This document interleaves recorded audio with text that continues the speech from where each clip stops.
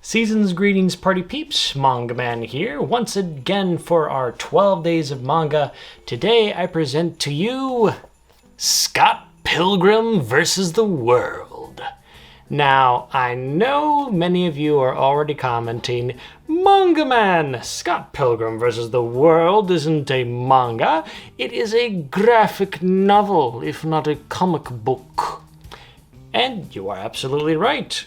So right, in fact, that even in this, in one of the volumes anyways, they said that, hey, this isn't a manga, you read it the American way. But when am I ever going to get a chance to be able to talk about this awesome story? For those that don't know, Scott Pilgrim vs. the World, written and illustrated by Brian Lee O'Malley, tells the story of the titular character, Scott Pilgrim, a college, school, something-year-old who is kind of in a little standstill in his life. He's just kind of coasting on by. He recently got a girlfriend, as the graphic novel points out in the beginning of the story. A cute little freshman, high school freshman, in fact.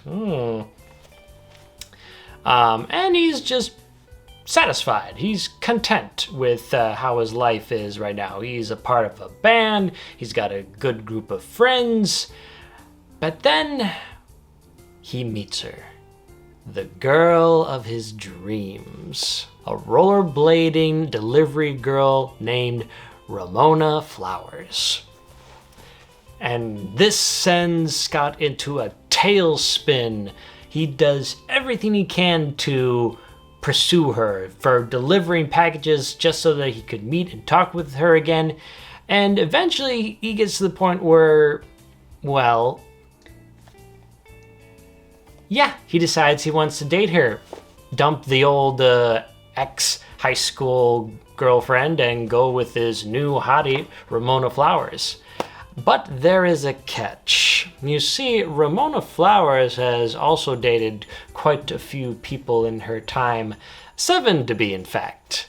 And in order for Scott to be her boyfriend, he has to battle and defeat all 7 of Ramona's exes. The classic tale of boy meets girl, boy needs to beat up 7 rivals in order to keep her affection alive.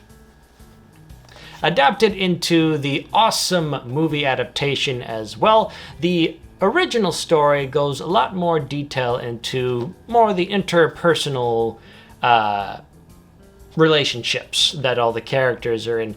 And O'Malley really has a nice way of penning it all out, giving you the real sense of kind of the young 20-something-year-olds' dilemmas as they go through life. They're in between jobs, they are trying to juggling their friends and work, they have flings here and there, they date a lot, they break hearts of many people a lot, unfortunately.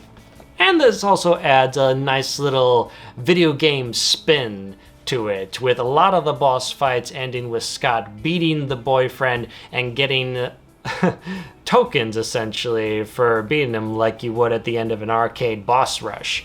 In fact, there is also a fun beat-em-up video game of this, which highly recommended if you are a fan of River City Ransom, which I could see a lot of inspiration for this story. There's just a lot of callbacks to like other popular media. There's a lot of unique powers that are portrayed in this story. And honestly, I can't really do the book justice. If you haven't had a chance to read the original source material, or if you've watched the movie and haven't read it before, highly recommend you check out Scott Pilgrim vs. the World. I know that they've been reprinting this now in a more hardcover editions as well as full color editions. Mine's original black and white, which I like, actually. Brian has a nice way of inking and using very, very dark backgrounds and light backgrounds Not a lot of cross-hatching or shading put in. It's all done in solid blacks and whites, which adds a nice little depth to his art. If he ever finds this video and watches it, hi, I'm a big fan. Love to talk, love to converse. Let's be friends. But until then, folks, this is all that I have to say for Scott Pilgrim vs. the World. Maybe I'll do more in the future. Maybe talk about the movie, how it adapts the original source material. But if you want more 12 Days of Manga content, you know where to go. Go in that description box, subscribe to my wife's channel, and check out her video that she'll have posted later on today. Until tomorrow, folks, we are so close to Christmas. Bah humbug!